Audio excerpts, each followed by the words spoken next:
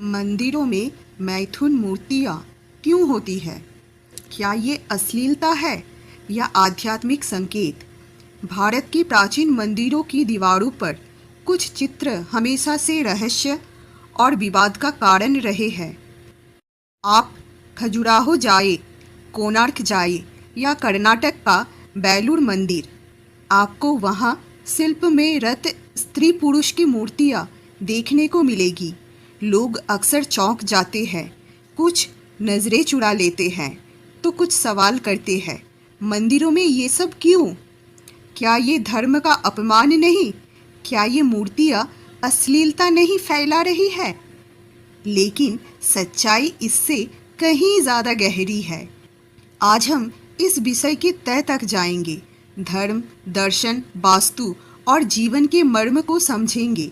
भारत के मंदिर केवल ईश्वर की पूजा के स्थल नहीं थे, वो थे एक जीवंत विश्वविद्यालय, जहाँ दीवारें शिक्षा देती थी, जहाँ मूर्तियाँ मौन रहकर भी हजारों वर्षों पुरानी संस्कृति की भाषा बोलती थी। मंदिर 3 स्तरों पर जीवन का संकेत देते थे। काम, जीवन की उत्पत्ति का, ज्ञान, जीवन का उद्देश्य और मोक्ष, जीवन की पूर्णता। काम यानी यौन ऊर्जा को कभी दबाया नहीं गया, बल्कि उसे रचनात्मक शक्ति माना गया। कुंडलिनी भी तो वही ऊर्जा है। काम का आध्यात्मिक महत्व बहुत ज़्यादा है। हमारे ग्रंथों में काम 4 पुरुषार्थों में से एक है। धर्म, अर्थ, काम और मोक्ष, ये 4 जीवन के 4 चरण हैं।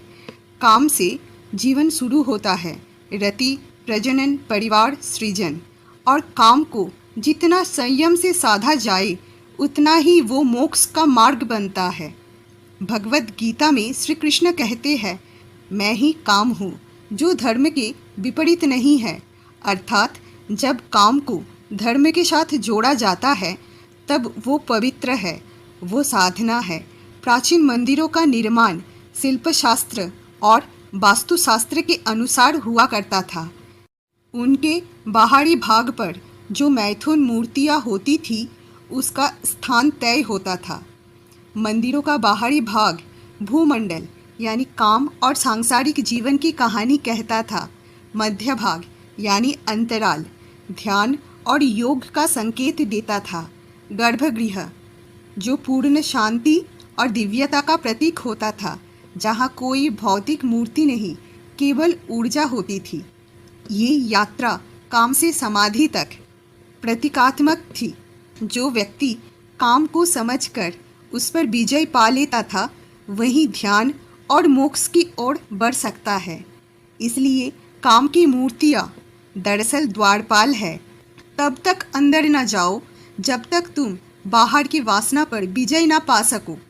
खजुराहो में केवल 10% मूर्तियाँ काम पर आधारित है, बाकी 90% में जीवन के अन्य पहलू दर्शाए गए हैं। नर्तकियाँ, संगीतज्ञ, योद्धा, देवी देवता, पशु पक्षी और आम जीवन।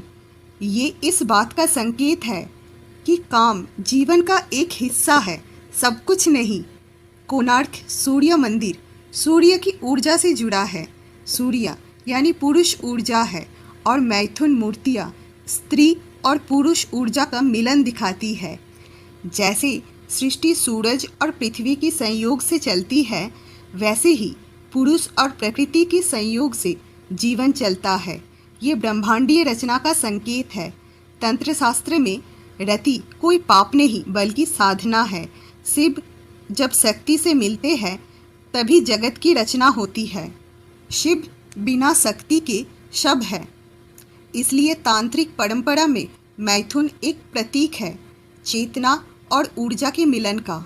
ये सिर्फ देह का मिलन नहीं, आत्मा और परमात्मा का संयोग है। तो फिर आज हमें ये सब अश्लील क्यों लगता है? इसका कारण है इस्लामी शासनकाल और फिर ब्रिटिश उपनिवेशवाद। मुगलों ने मूर्तियों को तोड़ा, अंग्रेज़ों ने हमारी संस्कृति को अनसिविलाइज्ड कहकर बदनाम किया। उनके लिए ये कला नहीं पाप थी, क्योंकि उनका धार्मिक दृष्टिकोण सेक्स को पाप मानता था। उन्होंने खजुराहो को पोर्नोग्राफिक घोषित किया और हमारे समाज ने धीरे धीरे उनकी दृष्टि को अपना लिया। हमने अपने ही संस्कारों से दूरी बना ली। तो अगली बार जब आप किसी मंदिर की दीवार पर काम की मूर्ति देखें तो नज़रें चुराए नहीं, बल्कि समझे कि ये भारतीय दर्शन का शिखर है। ये देह से लेकर देव तक की यात्रा है। ये काम से लेकर मोक्ष तक के पथ का नक्शा है। ये हमें सिखाता है कि वासना से मुक्ति की राह भी वासना के सम्यक ज्ञान से ही निकलती है। अगर आप चाहते हैं कि हम तंत्र, कामशास्त्र या मंदिर वास्तुशास्त्र पर गहराई से बात करें तो इस वीडियो को लाइक करें, शेयर करें और कमेंट में लिखें कि आपने कौन से मंदिर पे ऐसी भव्य शिल्पकला देखी है। और हाँ, इनर वॉइस बाय मोपिया को ज़रूर सब्सक्राइब करें, जहां हम खोई हुई संस्कृति को फिर से खोजते हैं।